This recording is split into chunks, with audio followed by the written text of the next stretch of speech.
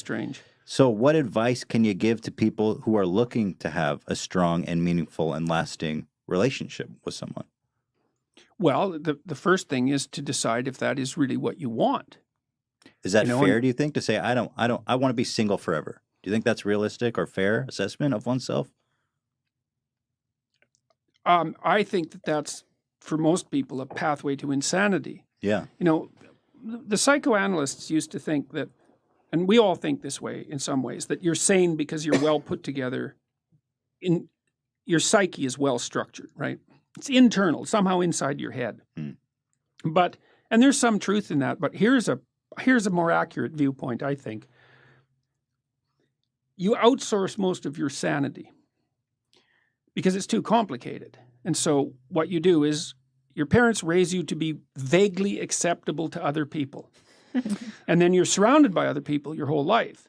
And then every time you go off the rails a little bit, even just a little bit, people signal to you.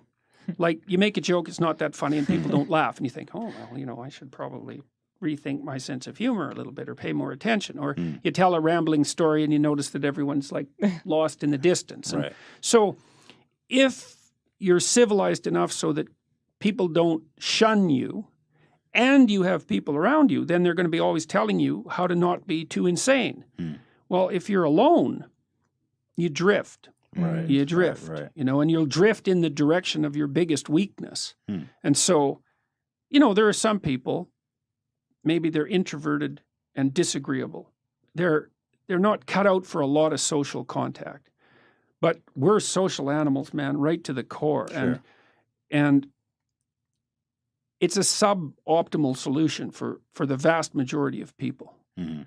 I think that people are having a harder time finding, like, let's call them more permanent relationships, is because it's become increasingly easy to have fleeting, casual sexual relationships. I mean, Tinder is a revolution, right? It's a revolution in sexual behavior, and it's certainly not obvious that it's Is it a social thing? Is it just technology? Is this what people want to be doing?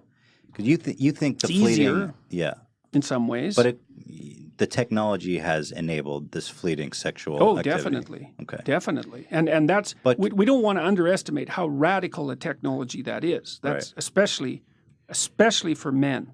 I do feel that deep down that all these people, men and women alike, are always longing for something more meaningful. Well, I think that that's generally the case. I mean, part of the reason for a relationship is sexual contact, obviously. Well, that's that you don't necessarily need a relationship for that. But that's not the reason to be with someone. The reason to be with someone, when there's a lot of them.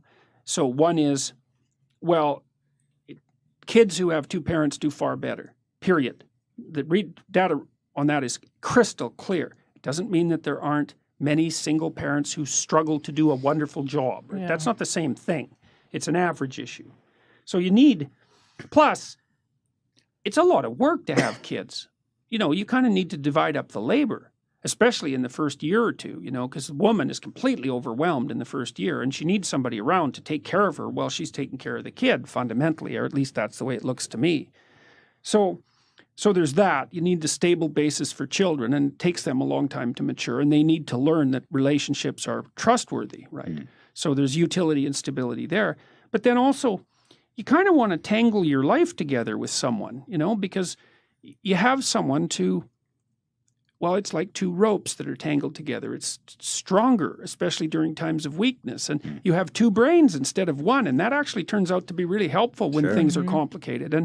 And it builds a solidity into your life and a reality into your life to have someone who's along with you on this very long voyage. And so I think that deepens your life in a way that isn't really possible with fragmentary relationships as a single person. Definitely. And then there's more to it than that. It's like, I think of wrestling. There's this scene in the Old Testament where Jacob wrestles with an angel. He's wrestling with God, actually, which is quite an interesting. That's what Israel means, right? Wrestling with God. Yeah, that just blew me away when I learned it. It's so Is that true? The true people of Hebrew? Israel are those who wrestle with God. Wrestle Yeah, with it's God. not believe exactly. It's a whole different thing, man. It's a whole different thing. And Isn't so, it like fear from God? what it means? That's what I thought. Well, from the work I did in the last couple of months looking at this, and I looked into it quite deeply, it does mean wrestling, essentially. And it does derive from that scene in the Old Testament where Jacob wrestles with God. That's when he gets the name Israel. And his hip is dislocated, right? Permanently. He has a permanent limp after that. It's no joke. But I think of marriage the same way. Like people think, well, they lived happily ever after. It's like, that's not what you want in a marriage. Yeah. You want someone to contend with, you know, because you learn through that wrestling, you know, Sure. like you learn where you're an idiot and where you should stop being and vice versa. So that's the spiritual aspect of marriage. It's the fact that you have to contend with someone under all sorts of circumstances, theoretically is what would you say? It's a manner of promoting psychological, or you could say spiritual growth. And it's genuine. You know, that's why marriage is a sacrament in most human communities, right? It's stamped both by the state and by the sacred authorities, because it's not just a physiological union. That's what animals do. And I mean, there's nothing wrong with the physiological union, but it has to be placed in the context of everything else a human being is. And I do think it's dreadful for people not to have that. And Do you think it's become harder for people to have meaningful, lasting relationships, or has it always been this hard? I feel like I thank God that I'm not dating now, because I feel like it seems like it's miserable out there right now. well, it's To hard. try to meet people. It is hard although, you know, it's easier to meet people because there's more ways of meeting them. Right. But the ways of meeting them are more shallow. In my clinical practice, I would say that the rise of the internet dating option has actually overall been good for people who are looking for a partner. Now, there is some speculation and some evidence that it lowers the transaction price of separation and divorce. You know, because one of the reasons you don't separate or you don't get divorced is like, well, you're going to find someone else. And if it's easier to find someone else, then perhaps you're more tempted to sever the relationship. So maybe you lose in one place where you gain in the other. But I think there are different kinds of hard that it is. You know, it's hard for couples to figure out how to manage two careers. It's hard for women to figure out how to get educated and get their career launched at the same time that they're finding a partner and having kids. Because Right. women have this tight time frame, you know. I mean, they've got to get a lot done by the time they're mid-30s for Right. sure. And so it's not much time, you know. It's like 15 years really from the time you're an adult.